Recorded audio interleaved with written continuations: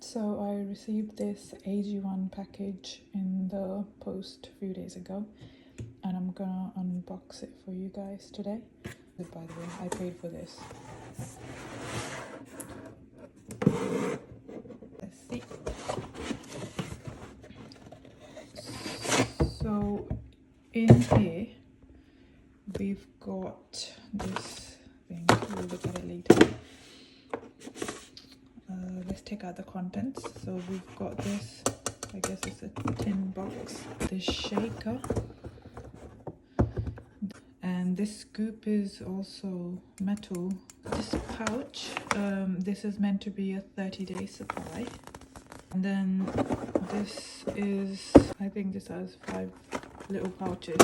There's this vitamin D3 and K2.